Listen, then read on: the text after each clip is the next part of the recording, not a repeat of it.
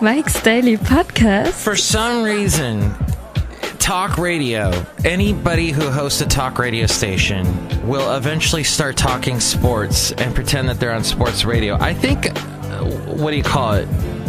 It's not even a funny... All right, let's see. A rock could do a sports show. A rock could, because anybody can, and that's all. Mike's Daily Podcast. Boy, that's taking a while. Let's do that again. Really? Okay. Well, we got technical things. Mike's Daily Podcast. On today's show, technical stuff's going crazy. And it's some kind of thing that I see happening tomorrow. That's a big Kavanaugh hearing with the Christine Blasey Ford. And there's going to be all kinds of stuff that it'll be worth watching for. It'll be an interesting harking back to 1991. Mike's Daily Podcast. And Anita Hill. And Joe Biden, our former vice president. Mike's That's what's Daily amazing to me. Podcast. A guy that might run for president for the Democrat ticket was the leader of the... First off, it's episode 1711. 1711. And I'm Mike Matthews. Welcome to Mike's Daily Podcast, located somewhere in Podcastro Valley, Mont, the last place on earth. We have 481 subscribers.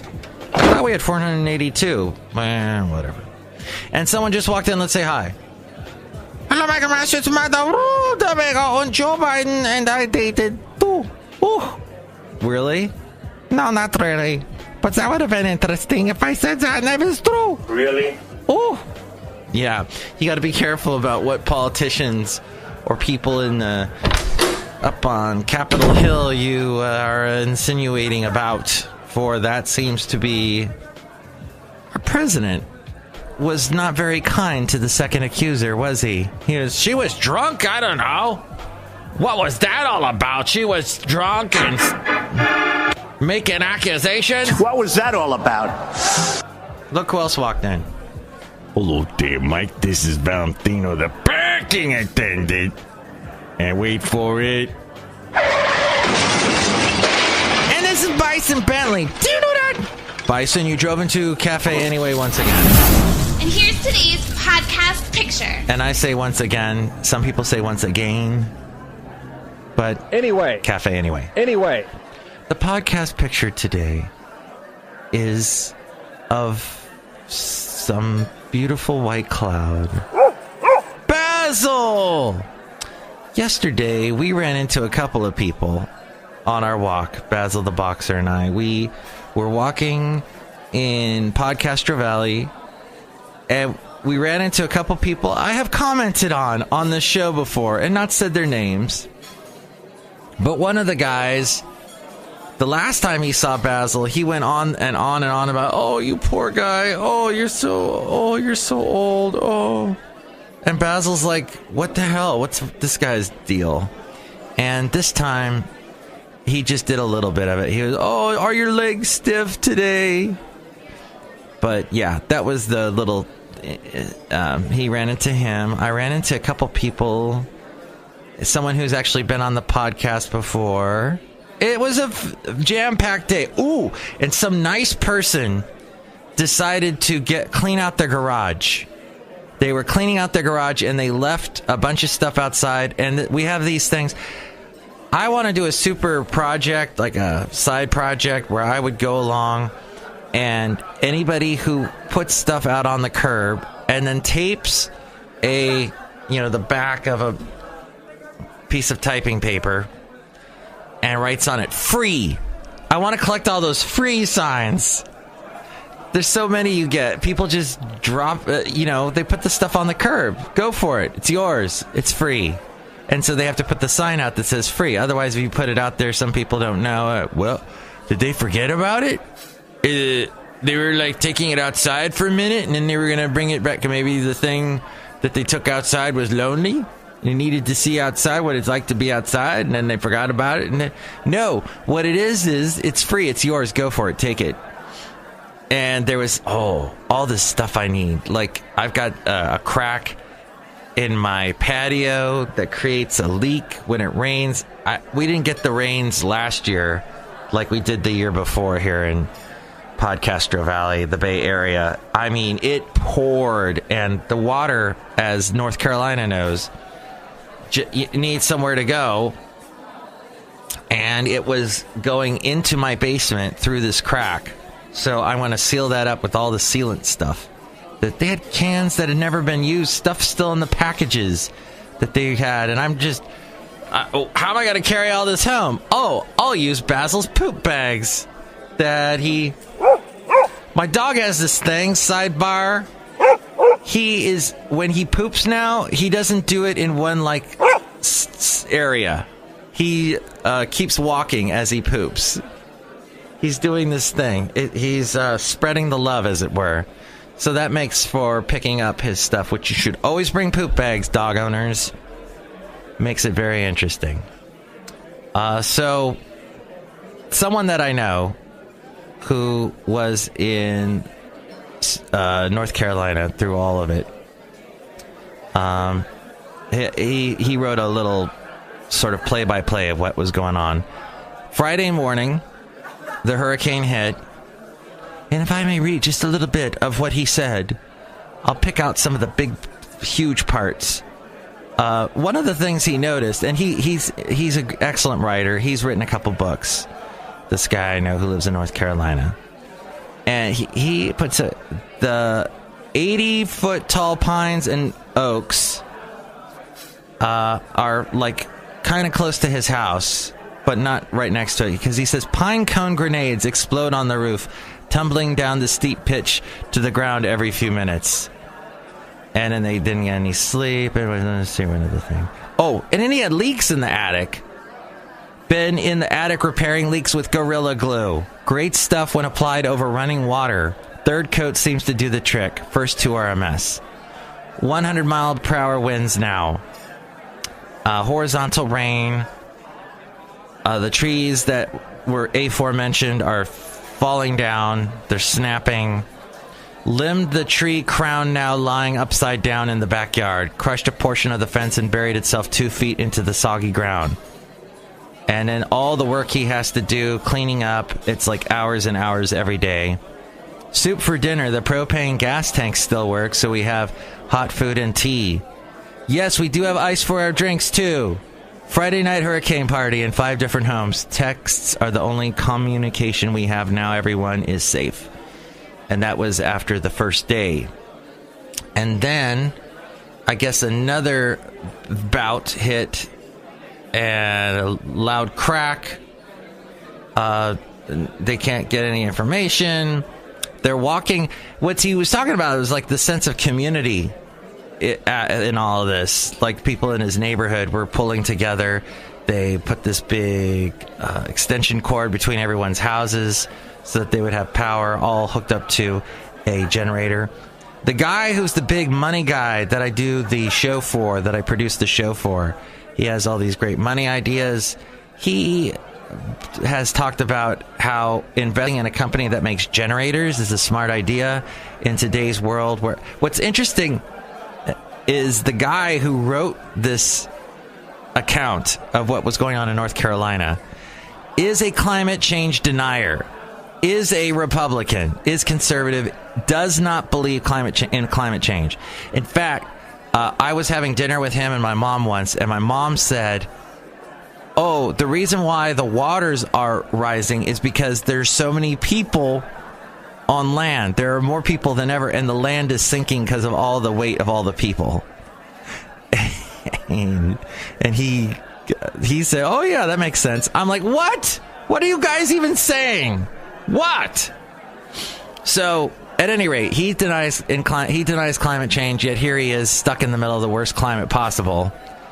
And then, this is interesting too. Right after all the hubbub after the weekend, it lasted from Friday to Monday. Some guy wanted $8,000 for tree work. Told him to keep moving. Another crew today for $2,000. Once the current thunderstorm passes, they're up the trees and bringing them down. And then, okay. So, my point is that the guy that I do the money show for says, hey, maybe invest in those generator companies, because this is going to happen more and more.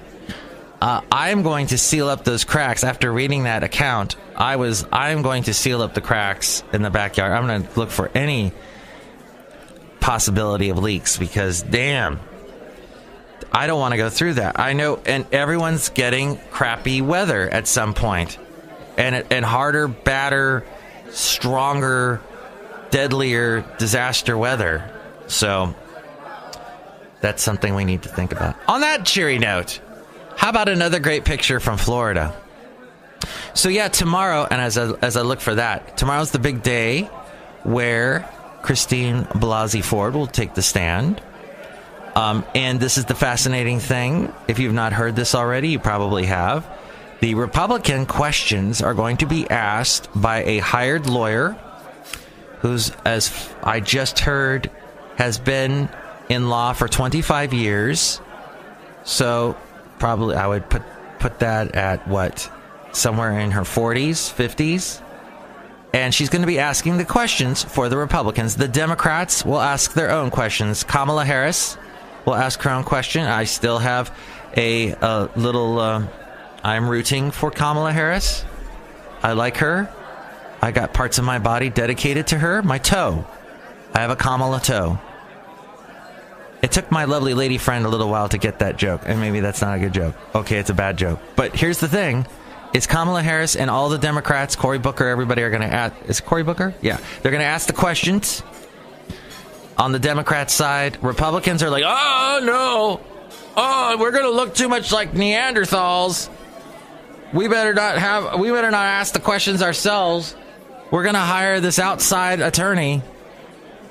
So I don't have any information on this outside attorney. Who the frick is calling me right now? Oh! Hello? Hello, Mike Matthews. This is me. It's Mel? No, this is me. This is Mew?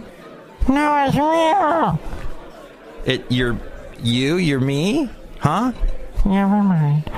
Anyway, Mike Matthews, I think this whole Brett Kavanaugh hearing is a debacle.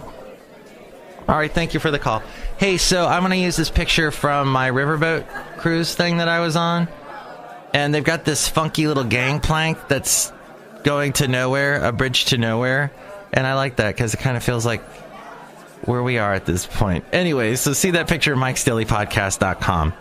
Brett Kavanaugh is going to answer questions. Okay, so what I listened to the New York Times podcast, which I see on the charts is like in the top 10, top 5, which to me is wonderful because it is an amazing podcast. Michael Barbaro does a fantastic job. They've got a bunch of people working on the podcast, and they pull cool sound effects. Well, someone took the time. I forgot her name. I'm going to find it for you in a moment. She took the time and went through the whole Anita Hill hearing, went through the whole history behind it and everything.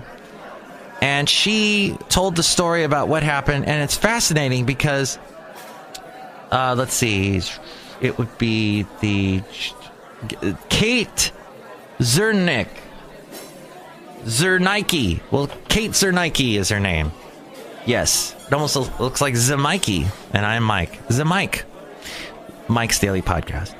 And apparently, the whole Senate Judiciary Committee that questioned Anita Hill was led by Joe Biden and Clarence Thomas, picked by George H.W. Bush to replace Marshall. And so he was leaving. Marshall was. And so George H.W. Bush replaced him with Clarence Thomas. Okay, so everybody's loving Clarence. Loving him. And then there's just this hint, Nina Totenberg from NPR, who's still on NPR and talks often about all the things going on in the Supreme Court. And she likes to say the word quote a lot. Quote. And she has been on NPR lately talking about those Anita Hill days.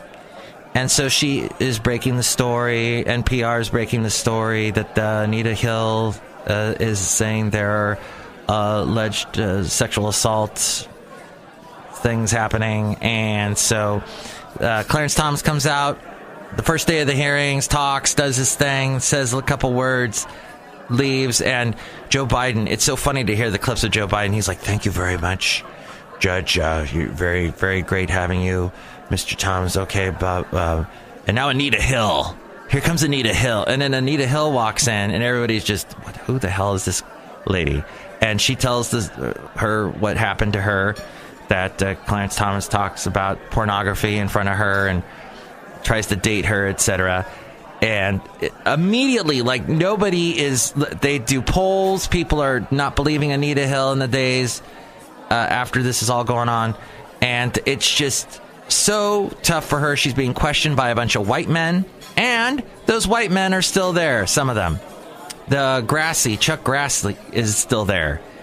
And Orrin Hatch. And they questioned Anita Hill, and they look like, and it's on the tape, it's on the record, they look like idiots.